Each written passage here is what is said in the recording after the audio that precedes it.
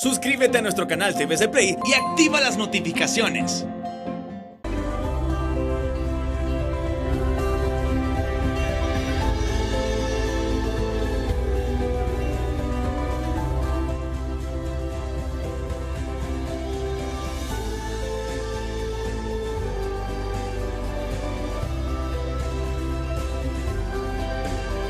Esto es Noticieros Hoy Mismo, un compromiso con Honduras.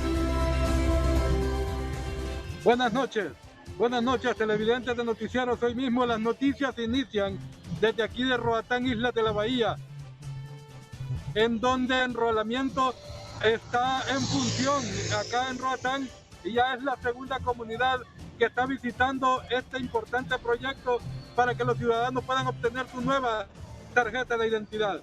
Pero el empresariado le hace un llamado a la población para que asista al centro de enrolamiento y que haga el debido proceso, porque ha sido poca la asistencia que ha habido en este tipo de proyectos que se ha presentado para obtener la nueva tarjeta de identidad. Escuchemos al empresario Milton Juárez haciendo un llamado a la población. Invitamos a la población que lo haga cuanto antes, ya que al futuro pues contaremos con una nueva identidad que Dios primero sea mucho mejor que la que ahora tenemos. Invita también a la población a que se una a este proceso de enrolamiento. No tiene que ver nada con política, es un trámite netamente personal. De hecho, quizás queremos decirle a la población que este es un trámite completamente gratuito, es un trámite que es independiente a todo tema político. Y entonces de hecho que le decimos a las personas que no necesitan activistas políticos, no necesitan amigos políticos para venir a hacer este procedimiento. Y es que en esta ocasión van a estar en la escuela Juan Brooks, en el sector de Coxing Hall, Roatán, hasta el día domingo, según lo han informado las autoridades que están al frente de este proyecto. Esto es lo que le podemos informar, lo más importante en Roatán. Continuamos con más información en sus noticieros Hoy Mismo. ¿De qué se habla es presentado por Cooperativa Elga. Te apoyamos en los momentos más difíciles. Cooperativa Elga, la cooperativa de Honduras.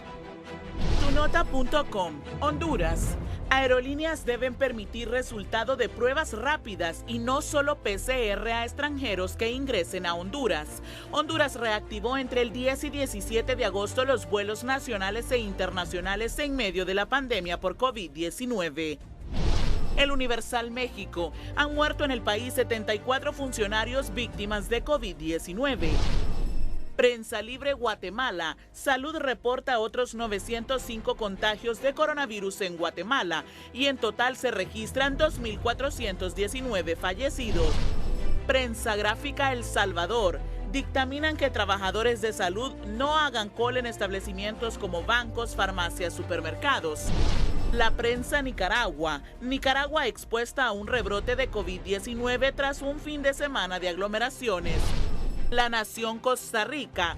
Caja Costarricense del Seguro Social continúa sin recibir 4.9 millones de mascarillas encargadas a contador público. De COVID-19 en la provincia de Cocle. Mayra Mejía, Noticieros Hoy Mismo. ¿De qué se habla fue presentado por Cooperativa Elga. Te apoyamos en los momentos más difíciles. Cooperativa Elga, la cooperativa de Honduras. Muy buenas noches, gusto saludarles desde la ciudad de Ciguatepec, exactamente en la calle 21 de agosto. Hoy este día hemos abordado o hemos platicado con las personas del Instituto Hondureño del Transporte Terrestre que han hecho una evaluación sobre el pilotaje en la ciudad de Ciguatepec sobre el transporte urbano, lo cual prácticamente lo están aprobando para que este mismo continúe, incluso se pueda ampliar. Escuchemos a los personeros del Instituto Hondureño del Transporte Terrestre. Siempre se hace una evaluación. Al final de 15 días de pilotaje se hace una evaluación con autoridades, tanto municipales, de salud, de transporte y de SINAGER, para ver el comportamiento de los conductores, y de ahí pues partimos nosotros que se le da un resultado positivo a lo que ellos han estado haciendo hasta ahorita. Correcto, es correcto, de eso se trata, ¿verdad? Que gradualmente esto vaya creciendo. Esperamos, ¿verdad? Que ojalá pues les permitan a ellos más pasajeros, que les permitan a ellos más unidades, y los conductores están integrando también. Los que no reciben la capacitación hoy están pidiendo capacitarse.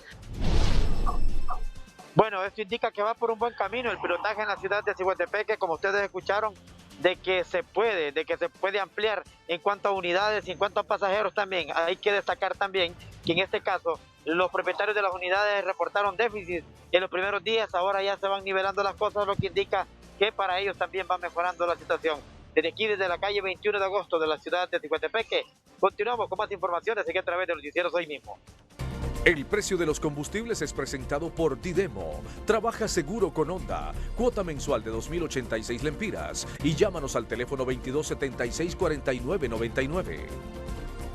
El precio de los combustibles en Tegucigalpa: gasolina super 21.41 lempiras, gasolina regular 19.68 lempiras, diésel 17.22 lempiras, queroseno 11.91 lempiras, gas vehicular 37.01 lempiras, gas LPG 230.83 lempiras. El precio de los combustibles en San Pedro Sula: gasolina super 20.87 lempiras, gasolina regular 19.14 lempiras, diésel 16.65 lempiras, queroseno 11.34 lempiras, gas vehicular 34.41 lempiras, gas LPG 209.68 lempiras. El precio de los combustibles fue presentado por Didemo. Trabaja seguro con Honda. Cuota mensual de 2.086 lempiras. Y llámanos al teléfono 2276-4999. Buenas noches, Honduras. Buenas noches, amigos televidentes de Hoy Mismo. La Corporación Municipal de Cucuyagua de Copán se reunió con miembros de SINAJER con el propósito de realizar contratación de médicos para brigadas y ubicar gente con síntomas de COVID-19. Hemos hablado con el alcalde de ese término municipal, José Esteban López, quien nos detalla a continuación. Hacer un rastreo, un cerco en el menor tiempo posible, ¿verdad? Llegar a aquellos hogares donde a la gente por temor no dice que está enfermo, sino que se queda en sus casas y de repente puede perder hasta la vida por el temor de visitar un hospital o un centro de salud. Entonces, cuando se llega a la vivienda, se identifica al paciente y se le da su tratamiento maíz para que pueda, pues, de alguna manera mejorar. Bien, hasta ahí las declaraciones del alcalde de Cucuyagua de Copán, José Esteban López, hablando sobre las brigadas que realizan ya en ese municipio del sur del departamento de Copán. Desde Santa Rosa de Copán, yo voy con mi compañera Claudia Almendares en la capital de la República. Buenas noches, Claudia.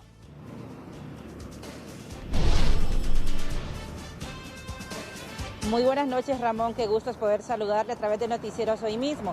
Y en otras informaciones le comento a usted y a toda la población que hoy la Agencia Técnica de Investigación Criminal nuevamente ha visitado las instalaciones de la Comisión Permanente de Contingencias COPECO para indagar precisamente sobre esta investigación, sobre esta línea de investigación que mantiene el Ministerio Público sobre la supuesta irregularidad que se cometió o las supuestas irregularidades que se pudieron haber cometido en la adquisición de una clínica móvil que funciona como triaje o como centro de triaje en Villanueva Cortés. Escuchemos a continuación al portavoz de la ATIC, Jorge Galindo. Así es, y el Ministerio Público, a través de la Fiscalía Especial para la Transparencia y Combate a la Corrupción Pública y la Agencia Técnica de Investigación Criminal Regional del Norte, nuevamente se han movilizado hasta las oficinas principales de la Comisión Permanente de Contingencias COPECO. Aquí se está haciendo un procedimiento normal, un procedimiento de seguimiento a esta línea de investigación respecto al Hospital Móvil de Villanueva Cortés. Esto porque se ha solicitado información original en torno a la compra de este hospital móvil, sin embargo no se ha entregado por parte de las autoridades de esta entidad y por lo cual se hace necesario venir poder tener esta información en poder del Ministerio Público, que sirva desde luego para ahondar más en esta línea de investigación que se está construyendo en torno a estas supuestas irregularidades que se han presentado por la instalación de esta clínica u hospital móvil en el municipio de Villanueva Cortés. sobre este particular, la Comisión Permanente de Contingencias COPECO ha emitido un comunicado hace algunos instantes en donde aclara que están abiertamente dispuestos para realizar cualquier tipo de investigación junto a la Fiscalía o presentar precisamente lo solicitado por la Fiscalía. Además, confirman que hay investigaciones paralelas sobre este mismo particular, específicamente junto al Tribunal Superior de Cuentas. Además, la facilitación de información al Consejo Nacional Anticorrupción, como también al Instituto de Acceso a la Información Pública y al CONADE, para que realicen las investigaciones pertinentes también sobre estos supuestos actos irregulares que se llevaron a cabo en la administración anterior de la Comisión Permanente de Contingencias COPECO. Con esta información nos vamos hasta Choluteca con mi compañero Javier Palma. Javier, buenas noches. La sección económica es presentada por Banco Atlántida. Descarga Atlántida Móvil, conéctate a tu banca digital y crea tu usuario. Bien, muchas gracias a Claudia Almendares en Tegucigalpa. Bueno, aquí en la zona sur del país quiero manifestarles de que los transportistas han manifestado que están operando con pérdidas, sobre todo del rubro interurbano. Así lo manifiesta la presidenta del Consejo Nacional del Transporte en la zona sur, Belinda Pavón. Que nosotros llevábamos pérdidas, muchos no creían, pero yo sabía porque nos dieron un horario establecido y nosotros, si solo tenemos 2 pasajeros, la unidad tiene que salir porque tenemos que cumplir, una para el usuario y otra para ser respetuosas de la ley. Y me ha tocado con 1 pasajero, con 2 pasajeros, con 5 pasajeros y el bus se va. Y lo mismo viene de allá, a veces no hay ni 1,000 pesos en la vuelta. Entonces hay que buscar la tarjeta de crédito para echarle el combustible. Bien, sobre esta situación pues se está esperando que puede pasar pues durante un mes operando con pérdidas, así lo ha manifestado. Bien, vamos a ir hasta Danlí, donde se encuentra mi compañera Kenia Cáceres. Buenas noches, Kenia. La sección económica fue presentada por Banco Atlántida. Descarga Atlántida Móvil, conéctate a tu banca digital y crea tu usuario. Buenas noches, gracias Javier Palma. Les saludamos desde la ciudad de Las Colinas, Damlí, y es que la presidenta del Sindicato de Trabajadores de la Municipalidad en Damlí, pues se ha sostenido una importante reunión con los regidores buscando soluciones para lo que será la amenaza de la suspensión de 70 empleados de la Municipalidad de Damlí en este momento, cuyas familias pues se han visto afectadas también con el tema del COVID-19 para buscar una solución salomónica. Escuchemos a Elsa Dindel. En este momento pues venimos saliendo ya de la reunión virtual que se tiene con la Corporación Municipal, exponiendo también, pidiendo ese apoyo, ese respaldo por parte de la Corporación Municipal para que se busquen algunas alternativas de solución para que esto pues no se dé, ¿verdad? Y ya que enfrentaríamos de una pandemia que estamos a otra pandemia, porque realmente, ¿verdad? Pues afecta de una manera pues bastante, ¿verdad? A la clase trabajadora.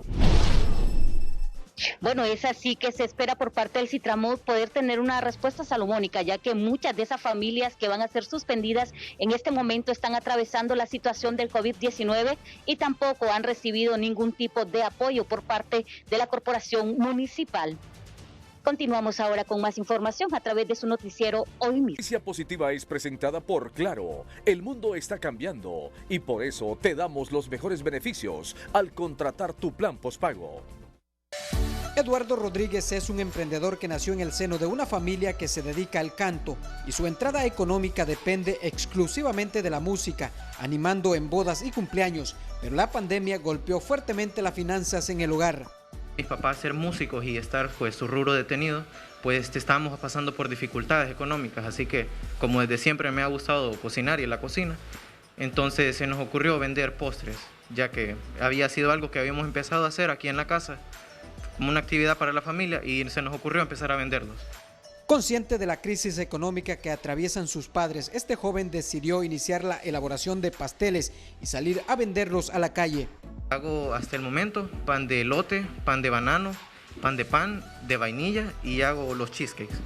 El joven también puso a disposición el número de teléfono 3232-6169 para quienes quieran realizar los pedidos. Orlin Martínez, Noticieros Hoy Mismo. La noticia positiva fue presentada por Claro. El mundo está cambiando y por eso te damos los mejores beneficios al contratar tu plan postpago. Y estos son titulares de otras noticias importantes de hoy. Los titulares son presentados por Banco Ficosa. Cobra tus remesas Western Union en Ficosa y recibe recargas gratis para tu celular. Ficosa, siempre un paso adelante. Fallece el doctor Manuel Ordóñez por sospecha de COVID-19 en el Seguro Social en San Pedro Sula. Siguen los problemas por falta de insumos para las pruebas del COVID-19 en los laboratorios de virología en Tegucigalpa y San Pedro Sula. Cuando me traigan los kits yo voy a dar respuesta. Fíjense que yo sueño. Mi sueño es, y no es muy largo mi sueño, espero en Dios, porque yo confío mucho en Dios, que yo voy a hacer 4.000 a 5.000 pruebas diarias. Y lo voy a hacer así. Las brigadas que no hacen pruebas no sirven, afirma el infectólogo Denis Payet. O sea, la brigada, por ejemplo, solo pregunta si se ha sentido o no se ha sentido mal y dan realmente una bolsa con algunos medicamentos para dar un manejo. No están dando ni haciendo un análisis estadístico de esta información, no se está recogiendo la información en forma sistemática, eso no sirve. La ATIC insiste en Copeco que le entreguen información original sobre la compra del hospital móvil en Villanueva Cortés. Crece clamor de la respuesta del gobierno en forma detallada y por escrito de dónde está el dinero. OPS dice que la pandemia causó inédita crisis a la salud mental y alza de la violencia doméstica en América. Los titulares fueron presentados por Banco Ficosa. Cobra tus remesas Western Union en Ficosa y recibe recargas gratis para tu celular. Ficosa, siempre un paso adelante. Este es su noticiero Hoy Mismo con Edgardo Melgar. Sigue sin respuesta la denuncia de la jefa de vigilancia de la Secretaría de Salud en Noticieros Hoy Mismo la semana pasada. La doctora Carla Pavón, usted sabe, ha cuestionado, ha denunciado de que le están exigiendo que haga 2.000, 3.000 pruebas rápidas, como en efecto así debería de ser. Sin embargo, usted sabe que en las últimas semanas más bien hemos venido en retroceso, no avanzamos, estamos empantanados, estamos estacionados con las pruebas PCR y de esa manera aquí no se puede saber dónde ni cómo estamos con respecto al virus COVID-19. No se sabe exactamente. Desgraciadamente esa es la realidad.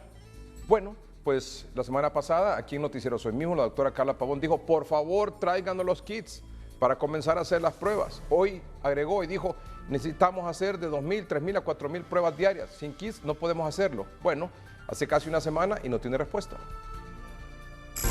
Esta es la noticia del día. Máquinas malas, falta de kits de extracción para realizar pruebas PCR y falta de insumos es el problema de hace 2 meses en el laboratorio de virología. Ahora seguimos esperando los kits porque tenemos 115.000 kits, pero esos no son kits de extracción, son parte de lo que nosotros para hacer una PCR se ocupan, que son los primers. ¿Verdad? Es que eso hay que explicarle a la población. Una PCR no solo un kit de extracción ocupa, es parte. Y lo que tenemos nosotros sí son kits de primer, pero no tenemos aún, todavía no tenemos los kits de extracción, que yo espero que en la próxima semana pues entren, pues, o sea, yo quiero que entren para seguir trabajando. El laboratorio solo cuenta con 2 equipos de extracción para pruebas PCR en buen estado. El de Abbott, que podría sacar entre 300 y 400 pruebas, uno aquí en Tegucigalpa y uno en San Pedro. Ok, ¿solo esos 2 tenemos buenos? Sí. ¿Y malos tenemos cuántos? 2. ¿Y esos cuántas pruebas pueden sacar? Los de Pioneer 48, sí, que son los que hacen extracción automatizada. Eso sacaría más pruebas, eso sacan 96 en 1 hora y media. Esto genera aún más mora en el resultado de pruebas PCR. Pero creo que andamos como entre 5.000 pruebas. No tengo más porque se dejaron de hacer, porque no estábamos dando respuesta. Cuando me traigan los kits yo voy a dar respuesta. Fíjense que yo sueño. Mi sueño es, y no es muy largo mi sueño, espero en Dios, porque yo confío mucho en Dios, que yo voy a hacer 4.000 a 5.000 pruebas diarias. Y lo voy a hacer, Aldo. Falta de voluntad política no permitirá a Honduras salir de la pandemia, aseguran expertos. El problema es serio. Vamos a tener que recurrir entonces a pedir ayuda, un auxilio, un SOS a la OMS para conseguir reactivos de PCR. De lo contrario, vamos a dar tumbos tumbos en todo este manejo de la pandemia. ¿Cómo es posible? Hay una combinación de factores, voluntad, negligencia por una parte. Esta guerra no la vamos a ganar si no hay una voluntad decidida de todos los hondureños, junto con un liderazgo importante de las personas que dirigen. De lo contrario, todos vamos a perder. La jefa de vigilancia de la Secretaría de Salud se comprometió que cuando le entreguen todos los insumos necesarios también realizarán pruebas PCR en los triajes de atención COVID-19. Y les recuerdo que aún así 250,000 pruebas se echaron a perder porque las fueron a reclamar tarde de parte de Inves, porque Inves las compró. No hay que olvidar eso, no hay que olvidar eso. El jefe del Laboratorio de Virología de San Pedro Sula expresó que solo cuentan con reactivos de extracción manual para esta semana. Y a esto se suma la amenaza de los microbiólogos de irse al paro si no les cancelan 2 meses de salario que le tienen atrasados. El Laboratorio de Virología de la zona norte solo tiene reactivos de extracción manual para esta semana. En este momento no hay reactivos para la extracción manual para determinar si hay casos positivos de COVID-19. Ese es otro, porque justamente con ese hemos comenzado, con los kits de extracción manual. ¿Qué es kit de extracción manual? ¿A qué me refiero con eso? A que no necesitábamos ningún equipo automatizado para que realizar estas extracciones, y estas son las extracciones que se tardaban alrededor de 4 o 5 horas en realizar este tipo de extracciones, y con esos hemos comenzado. El país solo tenía en existencia 10,000 kits y el laboratorio de virología que está ubicado en San Pedro Sula recibió 3,000 unidades que esta semana serán utilizados y ya no hay más. Pero por alguna razón solo nos mandaron 3,000 pruebas a nosotros acá en la ciudad de San Pedro Sula, lo que indica que eso básicamente nos va a durar una semana más o menos, esas 3,000 pruebas. ¿Por qué? Porque ustedes como semana a semana lo ven. Nosotros realizamos más de 3,000 pruebas semanales y eso con baja producción. El problema amenaza con agudizarse aún más la semana entrante, ya que los microbiólogos anuncian que paralizarán sus labores si no se les cancelan 2 meses de salarios retenidos. Que han dado un plazo hasta el lunes 24 de agosto para que se les honre su salario, si no, en ese momento ellos van a pararse, va a haber un paro de labores. El médico indicó que en la zona norte del país se trabaja con lo que envían desde Tegucigalpa, por lo que esperan respuestas de las autoridades de salud para continuar procesando las pruebas para detectar el COVID-19. Orlin Martínez, Noticieros, hoy mismo. Esta fue la noticia del día.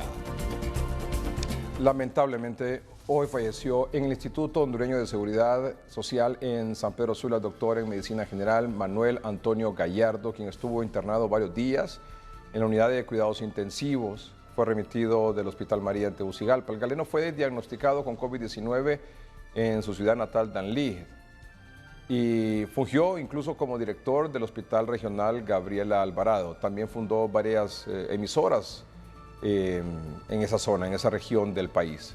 Era dirigente del Partido Liberal y fue llevado a Danlí, en el departamento del Paraíso, para su cristiana sepultura. Bueno, echemos un vistazo a cómo está la disponibilidad de camas en los hospitales del país. Al menos vamos a detenernos unos minutos en los hospitales donde se reporta mayor cantidad de camas ocupadas. Y en este momento, es decir, hoy, 18 de agosto, es el Hospital San Francisco de Juticalpa que reporta un 114% de ocupación. 114% de ocupación. Atención, Juticalpa. Y vean más abajo, el Hospital Santo Hermano Pedro en Catacamas con el 85%. Atención lo que está pasando en Olancho. Atención en Juticalpa y atención en Catacamas. Ya es sostenida la cantidad de pacientes ingresados al hospital en Catacamas y en Juticalpa, que rebasan más del 80, 90 y 100%. Es decir, cuando me refiero a sostenida es por varias semanas. Hospital San Francisco de Juticalpa hoy tiene una ocupación de 114%. El Roberto Suazo Córdoba, en La Paz, un 100% de ocupación. Tela Atlántida, 91%. El San Isidro en Tocoa, 89%.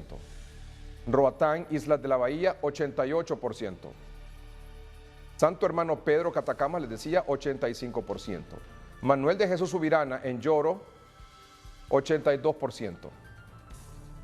El Hospital de San Lorenzo en Valle ha bajado, estuvo hasta 136% de ocupación, hoy tiene 81%. El Progreso Lloro y el Mario Catarino Rivas en San Pedro Sula, con un 80% de ocupación. Esa es la ocupación actual de los hospitales. Hay un punto importante que decir en este aspecto. Por ejemplo, el Hospital San Francisco en Juticalpa, si bien es cierto, tiene 114% de ocupación, hay que decir dos cosas ahí.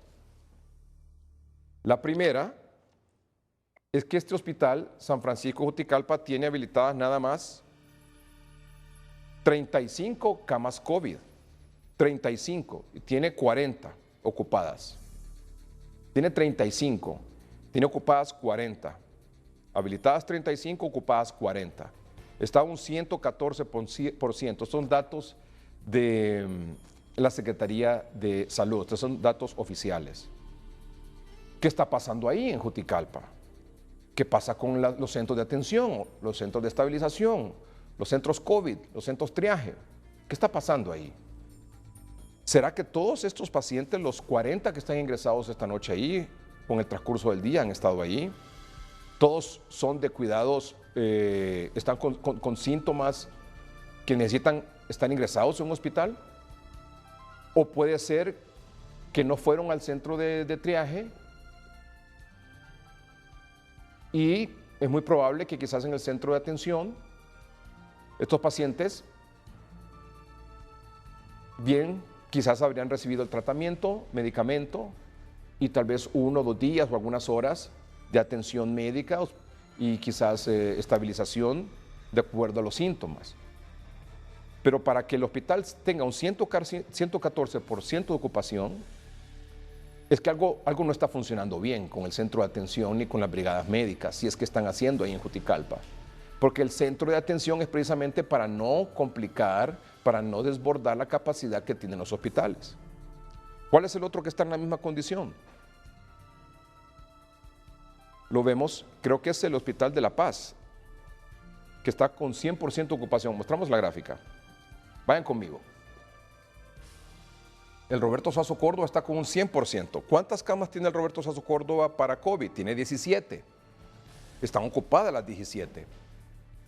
Entonces ahí hay que hacer un llamado a las autoridades porque este asunto tiene que ser un abordaje entre las autoridades civiles, es decir, la alcaldía, en este caso, la corporación municipal y las autoridades de salud, en este caso del municipio de La Paz y del municipio de Juticalpa, en el sentido que tienen que evaluar qué es lo que está pasando, si está funcionando el centro de atención, el centro de triaje, si todos estos pacientes, los 17 en el Suazo Córdoba y los 40 ingresados en el Juticalpa, necesariamente tenían que estar en el hospital o bien pudieron haber tenido una atención en el centro de triaje para no ocupar camas que pueden ser necesitadas por algún paciente que esté en una condición de mayor gravedad. ¿O es que todos los 57, 17 en La Paz y 40 en Juticalpa están en esa condición? Atención a esto, porque evidentemente no tienen ninguno de los dos camas UCI, pero sí tienen camas en los hospitales habilitadas para pacientes sospechosos o confirmados de COVID-19. Aquí hay un llamado de atención. Primero, que son 35 camas y 40 ocupadas en Juticalpa. 17 en Suazo Córdoba, en La Paz, y 17 están ocupadas. ¿Qué pasa con los centros de triaje? En La Paz y en Juticalpa. ¿Qué es lo que está pasando? ¿No están funcionando? Porque me resisto a creer un poco que los 40 o los 57 pacientes estén en condición grave. Porque si así es, en algún momento van a tener que ser trasladados ya seguramente de La Paz o de Juticalpa aquí a Tegucigalpa, si eso es así.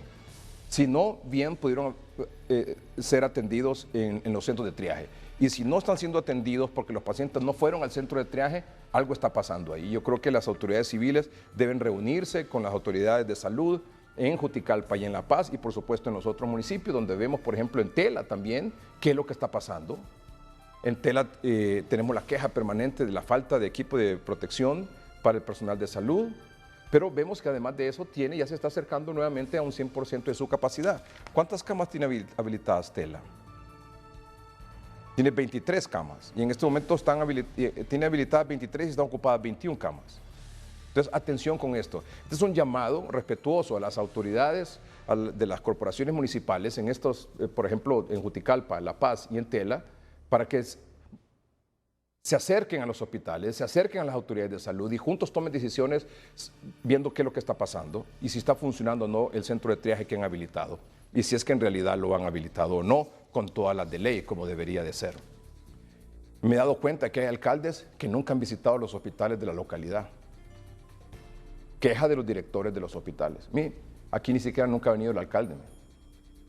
Entonces hay una gran responsabilidad de los alcaldes por acercarse a las autoridades de salud, de su comunidad, de su municipio, de su departamento, para juntos evaluar la situación y tomar las mejores medidas.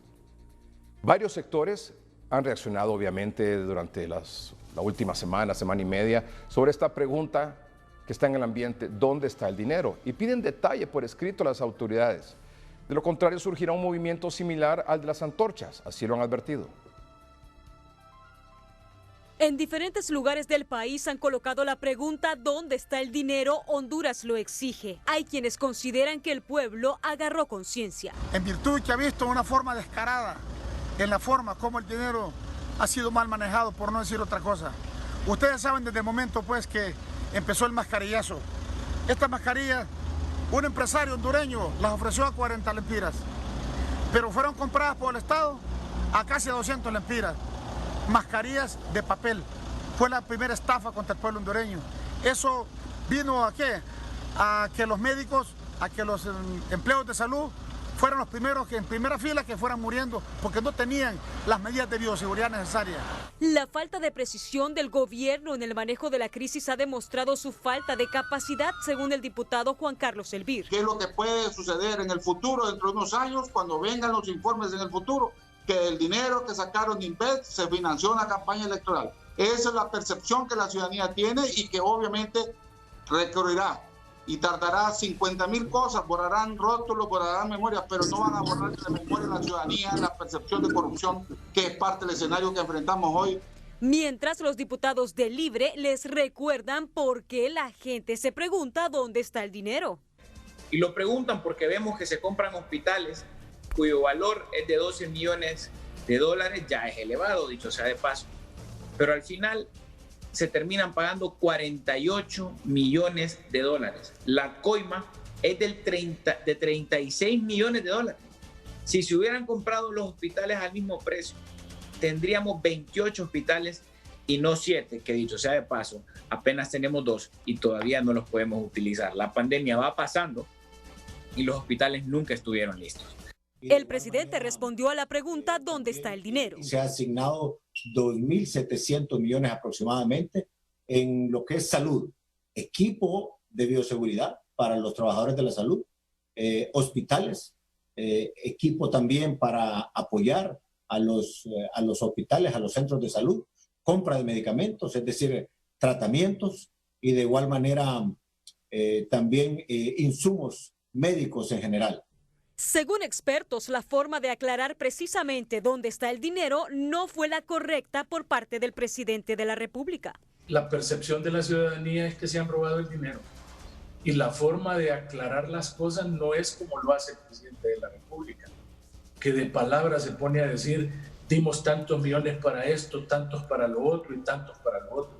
Aquí lo que se ocupa es un informe por escrito, pormenorizado, donde la Secretaría de Finanzas, que es la encargada del presupuesto y que es la encargada de hacer las erogaciones presupuestarias, informe con detalle dónde se gastó el dinero, en qué rubro, en qué sector, y que haya una comisión de verificación que vaya al sitio a ver si es cierto.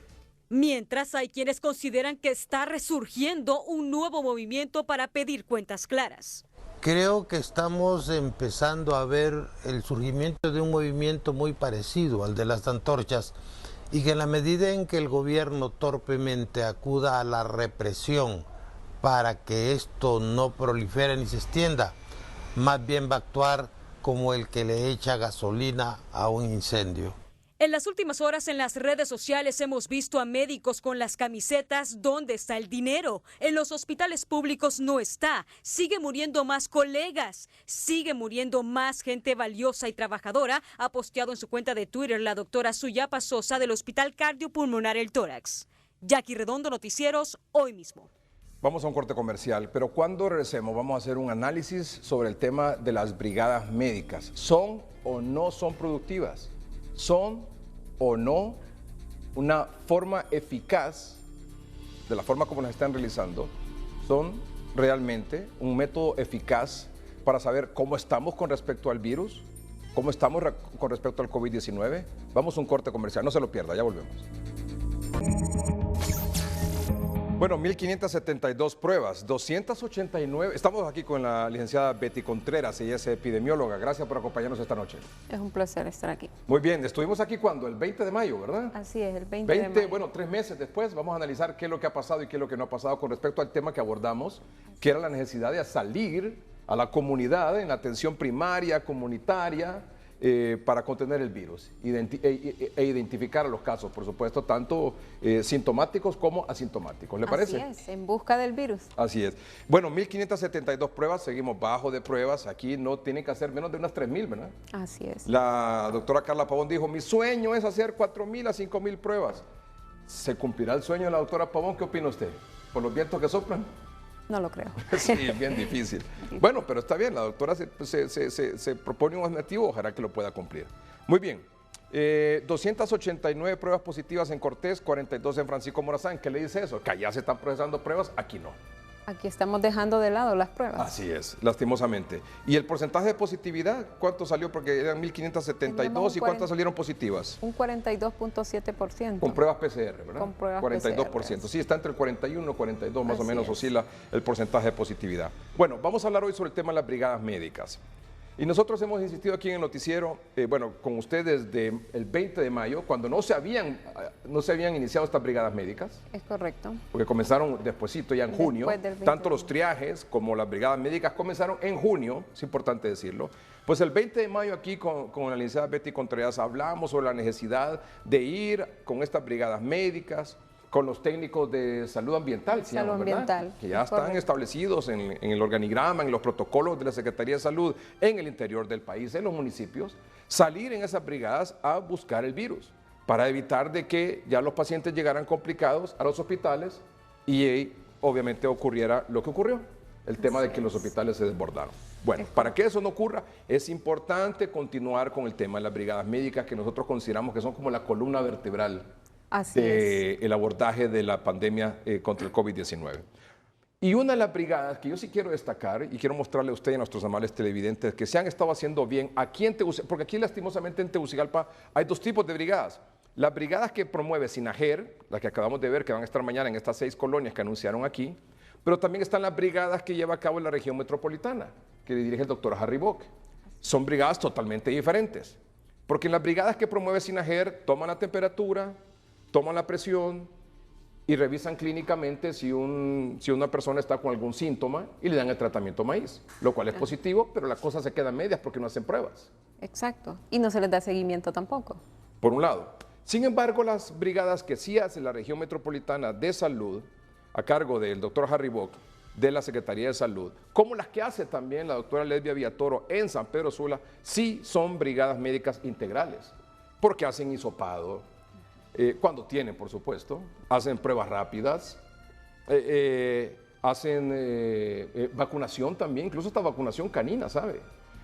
Tratan de identificar personas o pacientes con dengue, con algún tipo de influenza, o sea, son brigadas mucho más integrales que las otras, ¿verdad? Si usted se fija, por ejemplo, antes de presentar al doctor estas brigadas, hay un gráfico que quisiera compartir con nuestros amables televidentes.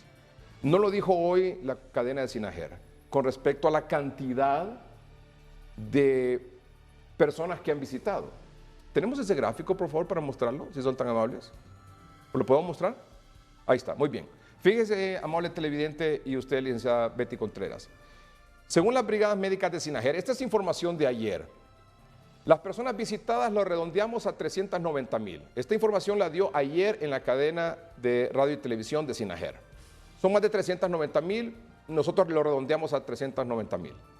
Y dijo también en la cadena de SINAJER que a 9,000 personas, un poquito más, se le había dado tratamientos o medicamentos. A esos pacientes que se les dio medicamento o tratamiento son pacientes con síntomas. Ahora, si nosotros en estas brigadas médicas, si estas brigadas médicas hicieran PCR, y tomando en cuenta que la positividad de las PCR está entre un 41% y un 42%, tendríamos 159,900 pacientes confirmados que probablemente hubiesen necesitado tratamiento. Si se hubieran hecho PCR en esas brigadas. Si se hubiese ¿Me explico? realizado. Si se hubieran sí. realizado PCR. Estamos hablando en un mundo ideal, ¿verdad? En un mundo ideal, que estas brigadas médicas hicieran PCRs, sí, que es la forma correcta de abordar este asunto. Estoy en un mundo fantasioso, ideal, de un abordaje correcto. Pero como se perdieron 250,000, entre otras cosas, ¿verdad? Eso es lo irreal, lo que no ocurre aquí y lo que nunca va a ocurrir aquí, desgraciadamente. Pues bien, si van conmigo, ayer SINAJER decía, hemos visitado en estas brigadas médicas de SINAJER 390,000 personas, un poco más. Y hemos entregado 9,000 tratamientos, un poco más. Nosotros hicimos nada más el redondeo de la cantidad. Y haciendo un análisis clínico en base a síntomas de las personas que visitamos, entregamos estos 9,000 tratamientos. Es decir, aproximadamente ¿qué porcentaje? Creo que es un 3%, un 2-3% se les dio tratamiento de esos 390,000. Estamos hablando de 9,000 personas nada más. Que se detectaron sospechosos de COVID de manera clínica, porque le dijeron, mire, he tenido fiebre, he tenido tos, perdí el olfato, etcétera, etcétera. Entonces, es decir, que un 3% aproximadamente de esos 390,000 fueron diagnosticados como sospechosos de COVID y se les dio tratamiento. Pero si se le hubiera hecho PCR, es muy probable que el 41% hubiera resultado positivo. Esto significa 159,900 personas que obviamente hubiesen necesitado tratamiento, versus los 9,000 que hacen solo nada más con un diagnóstico clínico. ¿Ves la diferencia? Una diferencia abismal. Absolutamente. Sí. Esto es solo con PCR. Entonces, ¿qué significa? Como no estamos haciendo PCR en estas brigadas, no sabemos si esto está pasando o no. O sea, si realmente son 159,900 personas que se hubiesen confirmado con COVID-19 si les hacen la PCR dentro de las 390,000 que han visitado en estos 2 meses. O 3 meses, junio, julio y agosto, porque estas brigadas comenzaron en junio. ¿Qué significa también? Que no tenemos una visión real de lo que pasa con el virus. No tenemos una visión real de lo que pasa con el virus. No tenemos una información real, no sabemos cómo estamos ni para dónde vamos. Es decir, no tenemos estrategia. ¿Cómo va a definir usted una estrategia si no sabe cómo está el virus? Sí, no la podemos. Epidemiológicamente hablando, no la podemos hacer. Porque no sabemos a dónde vamos ni qué vamos a hacer con él. ¿Y dónde está el virus y cuántas personas están ahí? No sabemos ni en qué edades está el virus. No sabemos dónde está el virus, a dónde me voy a dirigir. Esto es en caso del mundo ideal con las pruebas PCR. Pero como no hay PCR, bueno, entonces probemos con las pruebas rápidas. Y veamos entonces la gráfica de las pruebas rápidas. Siempre con las 390,000 personas que ha visitado las brigadas médicas de SINAJER, con los 9,000 tratamientos entregados. Pero la prueba rápida, la positividad ha estado rondando entre vamos a decir, 45-50%. Ayer, por ejemplo, en el tamizaje que hicimos en el mercado, San Isidro aquí, salió el 54% de positividad con pruebas rápidas. Ven aquí. Si se aplicaran pruebas rápidas, ¿ya? Si se aplicaban pruebas rápidas en estas brigadas médicas, que han atendido 390,000 personas, con ese porcentaje de positividad de un 50%, que es más o menos el que se ha descubierto o se ha tenido, entonces hubiésemos tenido 195,000 personas sospechosas de COVID-19 por prueba rápida. No diagnosticadas, sino que sospechosas. A las que obviamente se le hubiera dado tratamiento maíz. O el tratamiento que porten las brigadas, indistintamente cuál sea. Entonces, vea la diferencia entre 9,000 tratamientos entregados con pacientes con síntomas, o sea que clínicamente el médico de la brigada dijo, mire, usted tiene fiebre, sí, aquí está el tratamiento. Tiene tos, aquí está el tratamiento. Perdió el sentido del olfato, dolor de todo el cuerpo, dolor de cabeza, perdió el sentido del gusto, aquí está el tratamiento. Bien hecho. Hasta ahí vamos bien, ¿correcto? Es correcto. Pero si portara pruebas rápidas, es muy probable que el porcentaje, póngale 50, póngale menos, 45, y si quiere menos, póngale 40%. ¿Cuántas personas de esas 390,000 se hubiesen identificado como sospechosas de COVID por prueba rápida? ¿Por qué? Porque son asintomáticos. Asintomáticos. Y eso es lo que estamos observando. La mayor parte de la población es asintomática. Es asintomática, y eso así. Pero ¿cuál es el problema de los asintomáticos? Que los asintomáticos andan bien, andan en los supermercados, andan en la farmacia, están en sus casas, comparten con sus padres, que son probablemente mayores de edad o que probablemente tienen algunas comorbilidades, hipertensos, diabéticos, o sobrepeso, o van a visitar a sus abuelos porque se sienten bien, no tienen síntomas, van y los contagian, y esas personas sí se pueden morir. Sí, van a contagiar personas en un grupo de riesgo. Exactamente. Entonces, usted me puede decir, mire, que esta es una gráfica nada más, estos son unos datos así, ¿cómo le explico? Como por sentido común. No tiene nada de científico, pero es sentido común nada más en este asunto. Probablemente el porcentaje, ya le digo, el de PCR, el de hoy, ¿cuánto salió? 42%, 42%. ¿Verdad? Según las pruebas que realizaron y la cantidad de positivos por PCR. Bueno, entonces ahí ve usted la importancia de que en estas brigadas se hagan los tamizajes y las pruebas rápidas. Por eso es que todos los que hemos entrevistado aquí, expertos en esta área, dicen testeo, testeo, testeo. Esto es lo más importante. Es la prueba rápida o el PCR. Pero como no tenemos PCR, no podemos solo diagnosticar este virus por clínica. No se puede. ¿Por qué? Porque en este caso hay personas portadoras, pero asintomáticas. Y es la mayoría. ¿Y qué es la mayoría? Pero como le digo, es una correa de transmisión. Sí. Muy bien. Entonces, en función de eso, la doctora Palou habló sobre ese tema de los asintomáticos, del tema de la estrategia a seguir en base a pruebas. Pero sin pruebas es difícil tener una estrategia porque usted no tiene información. Así es decir, si usted usted hace las brigadas y luego va a un centro donde se analiza la situación, y está un comando ahí, que es lo que recibe la información, la procesa, entonces usted define una estrategia y toma decisiones en el abordaje que va a hacer en ese barrio, en esa colonia, con esa familia, con esa persona que resultó con PCR positiva o con prueba rápida positiva. Se hace un aislamiento, se le buscan los contactos, etcétera. Pero tengo la información, tengo a dónde dirigirme. Exactamente, pero aquí solo con 9,000 tratamientos que se entregaron. No podemos. Exactamente. ¿Qué dijo la doctora Palou sobre este tema?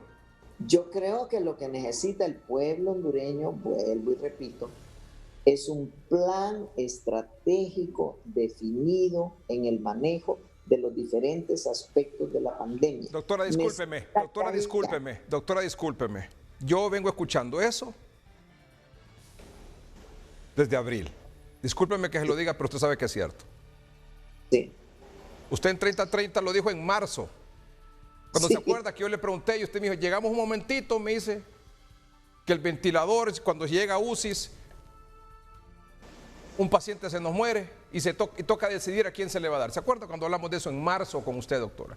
Y de entonces usted dijo, un plan estratégico para enfrentar esta pandemia, orquestado, consensuado, con un solo protocolo para que esto avance de manera correcta. Y que sea un plan definido donde todo el mundo trabaje alrededor de ese plan y conforme a ese plan. No como ahora, por ejemplo, que aquí se trabaja de una forma en Tegucigalpa, de otra forma en San Pedro Sula y no digamos en el interior del país. Por favor, doctora, yo vengo escuchando eso de usted, que es una autoridad en este tema, desde marzo. Estamos en agosto y no existe el plan. Entonces de eso se trata. ¿Qué es lo que existe? Fraccionamiento, descoordinación, No existe un trabajo coordinado que nosotros podamos ver entre SINAGER y la Secretaría, a lo interno de la Secretaría, entre las brigadas y los centros de triaje, y los hospitales, brigadas, centros de triaje, hospitales y Secretaría. ¿Dónde está esa organización? ¿Dónde está ese plan estratégico? Mientras eso no exista, vamos a seguir teniendo problemas con los kits de extracción, con medicamentos, con equipo de protección personal y con todo lo que tenga que ver con la pandemia. Esto lo dijo el domingo en 30-30. Como dice usted, si no hay información, ¿cómo va a definir usted un plan para abordar un problema? La estrategia no la podemos hacer. Necesitamos la información, necesitamos esos testeos, necesitamos el dato. Claro. Fíjese, por ejemplo, que otra cosa interesante para compartir con nuestros amables televidentes. El jueves pasado, el jueves 13 de agosto, en el informe que da siempre, y el análisis y la interpretación y las proyecciones del doctor Omar Videa aquí en el programa, decía con respecto a las personas que tienen reporte de mayor contagio. Vea usted esta gráfica que está atrás y la ponemos ahora en pantalla. Entre 21 y 30 años, decía el jueves pasado, el 24.73% son COVID. De 31 a 40 años, 23.65%. Es decir, el 48% de la población con COVID está entre 21 y 40 años de edad. Es una población joven. Absolutamente. Entre 21 y 40 años, el 48% de los que tienen COVID confirmado son entre 21 y 40 años. ¿Qué dijo la OMS hoy? Hoy, martes 18 de agosto. Vea lo que dice el titular de la OMS. La OMS dice que personas asintomáticas, porque la mayoría de ese 48% de la población que se contagia aquí entre 21 y 40 años son asintomáticos. Sí. La OMS dice que personas asintomáticas de entre 20 y 40 años están tras la actual propagación del virus. Eso lo dijo hoy la OMS. Vamos a leer el texto.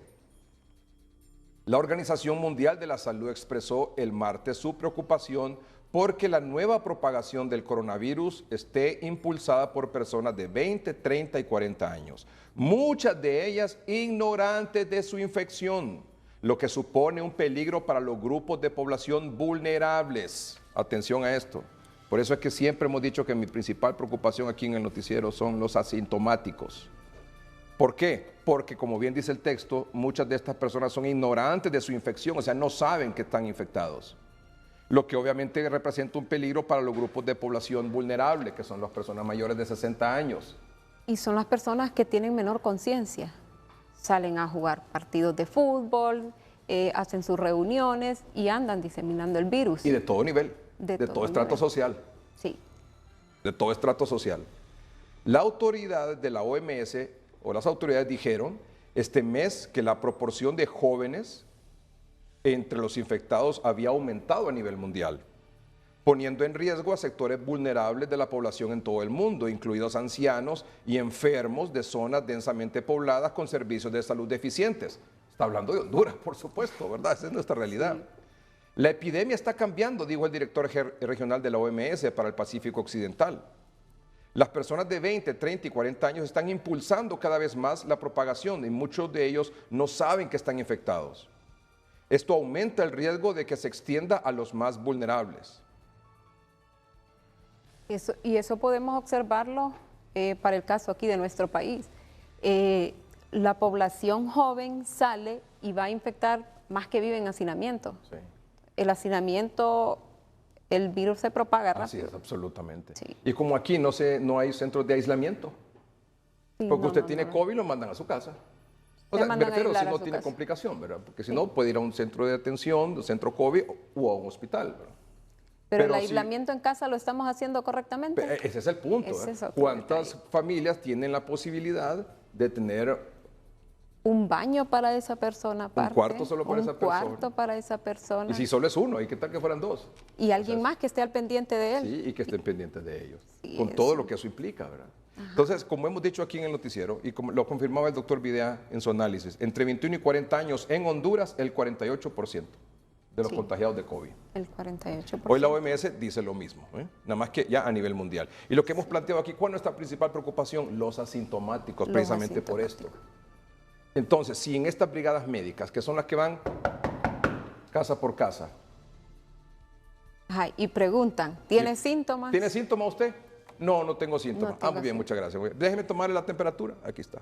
Déjeme tomar la presión, fiebre? no, está todo bien. Gracias, que le vaya bien. ¿Y mientras tanto? Si le preguntan, ¿tiene usted ningún síntoma? No, ningún. Dígame de esta familia, por ejemplo, ¿cuántos viven aquí? 4, muy bien. ¿Están los 4 aquí? Sí. ¿Quién es el que más sale porque tiene que ir a trabajar, porque es vendedor ambulante, por las razones que sea? O va a la farmacia, o va al supermercado, o a la pulpería. ¿Quién es el que más sale? Fulano de tal. Venga, ¿nos podemos hacer una prueba rápida, por favor, para tener saber si usted está con el virus o no? Sí. Porque no tenemos PCR. Exacto, eso Cualquiera sería lo puede decir, correcto. no, es que la prueba rápida tiene un 80% de fiabilidad, o sea, de que si eso de no. positividad. Y si no tiene, ¿y qué otra opción tenemos? No tenemos otra opción. Es lo que tenemos que utilizar porque no hay otra. Y es la forma, es más, si no tenemos PCR, no tenemos el equipo para que haga la prueba PCR. Entonces, si usted llega a la casa y le venga, hagamos una prueba rápida y que tal que salga positivo. Ahí cambia el abordaje. Ahí cambia porque se hace el aislamiento de la persona, se le da la educación. Sí, no, y probablemente se le lleva a un centro de triaje o se le lleva al lugar donde se le puede hacer un hisopado para confirmar el diagnóstico. Sí. Pero si no se hace esa pregunta, si no se hace la prueba rápida, esa persona en esa casa va a continuar infectando al resto de su familia o a donde quiera que vaya. Sí.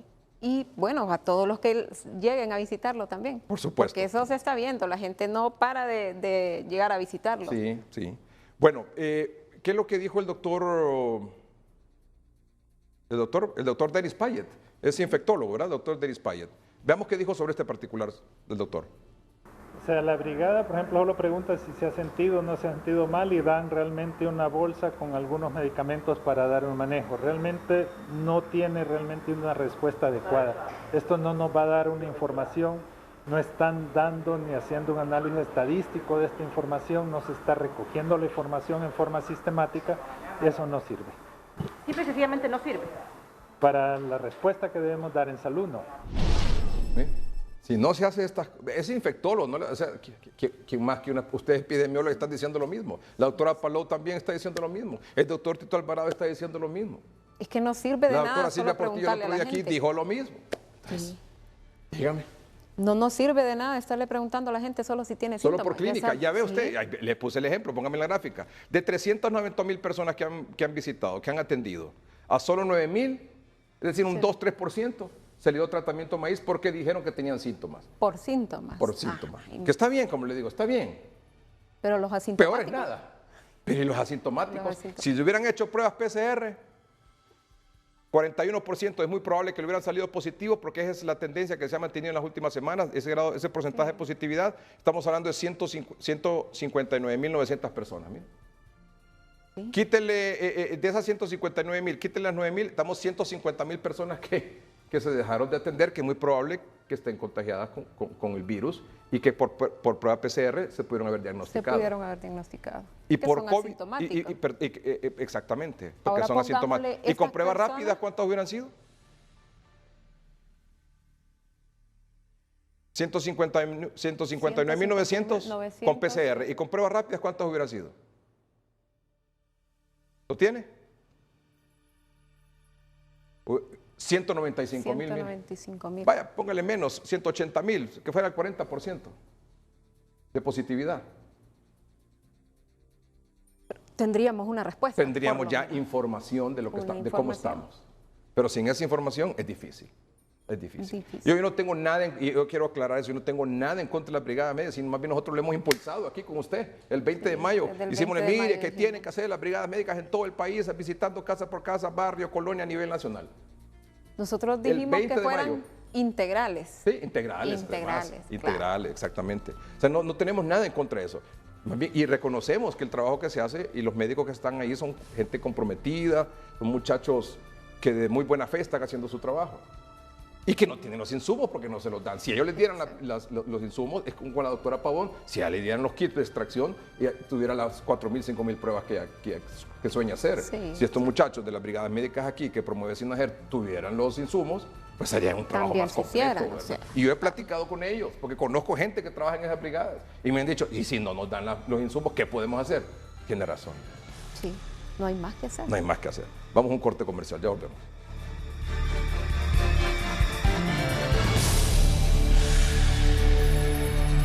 Quisiéramos compartir con ustedes los resultados de la brigada que se realizó ayer con testeo y entrega de mascarillas en el mercado San Isidro de Comayagüela, donde nos acompañó la epidemióloga Betty Contreras, que está con nosotros esta noche. Vamos con los resultados. Primero, el objetivo fue realizar el testeo de la población. Sí. Ese era nuestro principal objetivo. Realizar las pruebas rápidas, entregar las mascarillas y pues al final caracterizar la población y analizar. Muy bien, caracterizar la población del mercado San Isidro. ¿Cuáles son los resultados? Resultados de pruebas rápidas de COVID-19 realizados en personas que asisten al mercado San Isidro de Comayagüela. Los resultados de las pruebas, 54% dieron positivo. Sí. 54% fueron positivos. Y un 46% negativo. En pruebas rápidas. En pruebas rápidas. ¿Y estas personas tenían síntomas? No. ¿Ninguno? No, el 14% de ellos no presentaron síntomas. Ya vamos a mostrarlo. Entonces, el 54% de las más de 100 pruebas rápidas que se hicieron ayer en el mercado San Isidro, aquí en Comayagüela, por esta brigada de hoy mismo, 54% positivo, 46% negativo. Muy bien, la siguiente gráfica. Porcentaje de personas positivas a COVID-19 asintomáticos. Tenemos un 86%. Perdón, 84%. Perdón, un 84% de personas asintomáticas. Asintomáticas. De esas personas que andaban comprando en el mercado. Ajá. Y asintomáticos y con el virus. Es decir, de los que resultaron positivos en la prueba rápida. Del 54% positivos, tenemos un 84% asintomático. Sí. 16% con síntomas. 16% con síntomas. Muy bien. Porcentaje de personas positivas de COVID-19 en base a pruebas rápidas en la brigada médica de ayer de Noticieros Hoy Mismo en el mercado San Isidro. Femenino. Femenino 56%. Tenemos un 56%. Sí. Un 56% de las mujeres que se realizaron la prueba salieron positivas. ¿Había más? ¿Será porque había más mujeres en el mercado? Probablemente, sí, ¿verdad? Sí, en realidad se hicieron más pruebas de mujeres. Muy bien. Caracterización de las personas que se realizaron la prueba. ¿De dónde la procedencia de estas personas? Eso es importante también, porque usted encuentra una persona que está sospechosa de COVID con prueba rápida, entonces se le hace el abordaje y se le sigue a dónde vive y se le da seguimiento a sus contactos. Se le da seguimiento. Y usted verá que es muy interesante que tenemos un porcentaje de la población que es de fuera de Tegucigalpa. El 86% es de Comayagüela y Tegucigalpa. Pero el 14% son de alrededor de la ciudad. Incluso entrevistamos a una señora que era de Santa Ana. Sí, de Santa Ana. Por Ojojona. Sí, de Ojojona, de todos los alrededores de Tegucigalpa encontramos personas que andaban de compras en el mercado y que andaban portando el virus asintomático. Rango de edad de las personas que se realizaron la prueba COVID-19 en el mercado San Isidro. De 54 positivos, el 66% de los positivos se encuentran en el rango de 30 a 59 años. Es la edad y esta edad es igual a la que está diciendo la OMS, se encuentra en el mismo rango. Sí. Y tenemos ahí en ese testeo, que fue poco, solo fueron 100 pruebas, un 66% de estas personas. Exactamente. Siguiente gráfica, porcentaje de personas positivas de COVID-19 con enfermedades crónicas. De 28 personas positivos con enfermedades crónicas, ¿verdad? Ajá. Tenemos un 61% de estas personas que tenían hipertensión. Tenemos otro porcentaje con diabetes. Teníamos personas asmáticas. Y gracias a Dios, estas personas eran positivas, pero no tenían síntomas, porque son un grupo de riesgo. Claro. Estas personas, imagínense que estas personas hubiesen presentado síntomas, si son diabéticos y son hipertensos, candidatas para el hospital. Sí, sí. Podemos observar ahí también que estas personas, teníamos un porcentaje pequeño de personas que presentaban hipertiroidismo. También es otro grupo en riesgo. Claro. Bueno, casi nunca hablamos de ellos, pero son unas personas que están en riesgo con este virus también. Podemos observar que más o menos un 14% de la población que decíamos que presentan síntomas, estas personas ya se habían automedicado. Nosotros les preguntamos y dijeron que ellos habían tomado tratamiento porque no sabían que tenían el virus y pudieron tomar cualquier medicamento. Ajá, y si esas personas son hipertensas, se pudieron complicar. Sí. Ahora, usted en el abordaje que hicimos el 20 de mayo, donde le decíamos a las autoridades que tenían que hacer estas brigadas médicas, usted planteaba ahí la necesidad de que fueran estos equipos de salud familiar, que están conformados, decía usted, por médico, por una enfermera profesional, por un auxiliar de enfermería, un promotor de salud o un técnico de salud ambiental, un epidemiólogo, un psicólogo o un microbiólogo también, ¿verdad? Sí, o sea, esa es la conformación de una brigada médica integral. Integral, en el caso, para el COVID se necesitaba el microbiólogo para que hiciera las pruebas también, ¿verdad? Claro. Ahora bien, los técnicos de salud ambiental para estos brigadas, llamémosle así, o equipos de salud familiar, son bien importantes, porque ellos conocen la población, ellos mapean su población. Los técnicos en salud ambiental, si usted va a un centro de salud y le pregunta a un técnico de salud ambiental dónde vive tal persona, él bien sabe dónde vive, lo tiene punteado y tiene su mapeo.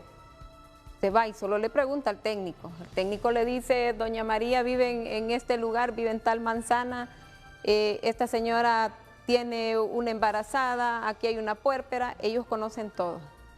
Es decir, en estas brigadas médicas deben estar integrados estos técnicos de salud ambiental. Deben de estar integrados. ¿Y los técnicos de salud ambiental están en los municipios, en todos los municipios? En todos los municipios y en todos los centros de salud hay técnicos en salud ambiental. Creo que son 1.600 centros de salud a nivel nacional. Sí. ¿Cada centro de salud tiene un técnico de salud ambiental? Tiene un técnico de salud ambiental. Ellos son los encargados de... ¿Diría usted que están subutilizados en este momento esos técnicos de salud ambiental porque no están conformando estas brigadas para poder identificar los pacientes sospechosos o confirmados de COVID? Ellos deberían de ser el número uno en estar ahí, porque ellos conocen la población y conocen, también ellos dependen de un centro de salud. Yo diría que estas brigadas deberían de depender de los centros de salud. ¿Por qué? Porque ellos conocen su AGI, ellos conocen cuál es su zona de influencia. Entonces, ellos vienen, depende de la brigada ahí, la misma información va para el centro de salud y luego se traslada a la región. Por ejemplo, esta información, como resultado de la brigada médica con testeo ayer de pruebas rápidas en el mercado San Isidro, si lo hace una brigada conformada como debe ser por la autoridad, tiene que estar, como diríamos, adscrita o conectada con un centro de salud. Con un centro de salud. Para que se le dé seguimiento a estas personas. Así es. Y para que ellos identifican y se les dice en el centro de salud, de esta colonia tiene tantas personas infectadas. Ellos dan el seguimiento. Así se debería de hacer. ¿Y cuál es la importancia de ese seguimiento? La importancia del seguimiento es, vamos a ver si esa persona, a evitar que esa persona se nos complique. Estamos pendientes de esa persona, yéndola a visitar. También, si tenemos personas hipertensas ahí y hay personas aisladas, entonces ahí se les da el tratamiento, esa persona no sale. Pero imagínense que aislamos a una persona porque tiene COVID, pero no nos dimos cuenta de que esa persona era hipertensa y no tenía su tratamiento. Pero como no le dimos seguimiento, le dijimos que se quedara ahí y que no saliera, que se quedara en aislamiento. Ajá, y el tratamiento de la hipertensión y el tratamiento de la diabetes, si no tiene un familiar, si esta persona solo vive con niños, digámoslo así, ¿quién le va a ir a traer el tratamiento? Por eso necesitamos que sean brigadas integrales o que sean equipos de salud familiar responsables de una población. Hablábamos y la Secretaría de Salud en el nuevo modelo plantea que sean 2.000 personas por cada equipo de salud familiar. 2.000 personas por cada equipo de salud familiar es genial. Porque ellos conocen su población, si tenemos un médico, si tenemos la enfermera que va y vacuna, tenemos al técnico en salud ambiental que hace el abordaje de lo ambiental, del dengue. Así es la manera de hacerlo. Es la forma es la manera correcta de hacerlo. Así he escuchado yo a los infectólogos, a los epidemiólogos, qué es el abordaje correcto para esta pandemia. El testeo, el seguimiento, el casa por casa, pero con estas brigadas integrales. Que recogen información, que la trasladan al centro de salud donde están conectados. Pero si están aislados, si estas brigadas médicas están aislados del centro de salud, si estas brigadas médicas están aislados, están desconectados de un centro de atención o triaje, si estas brigadas no hacen pruebas, si estas brigadas no pasan esta información, ¿quién le va a dar seguimiento a estas personas? Y necesitamos darles el seguimiento, necesitamos también la vacunación de estos niños. Claro. Estas brigadas que están saliendo ahorita deberían de andar su termo y salir en busca de esos niños que están pendientes de vacuna, porque después de la pandemia, post-pandemia, vamos a tener otro problema. Vamos a tener brotes de otras enfermedades que estaban erradicadas o que estaban eliminadas o controladas y las vamos a tener nuevamente. Y esas brigadas, usted sabe que esas brigadas integrales las están haciendo en San Pedro Sula, la región metropolitana de San Pedro Sula la está haciendo, y la está haciendo también aquí en la región metropolitana de Tegucigalpa, pero no tienen la fuerza ni el apoyo de las brigadas que promueve SINAGER. Entonces son dos tipos de brigadas, las que hace la región, que dependen de la CESAL, de la Secretaría de Salud, y las brigadas que hace SINAGER. Yo creo que deberíamos de unirnos. Claro. Unirnos y empezar un nuevo abordaje con unos nuevos objetivos y un nuevo plan. Hacerlo, iniciar ya con todo integral, llevar todo el equipo lo de planificación familiar, todo lo que es enfermedades crónicas, todo lo que es vacunación, todo lo que es dengue, todos los programas de la Secretaría debemos integrarlos con esta brigada.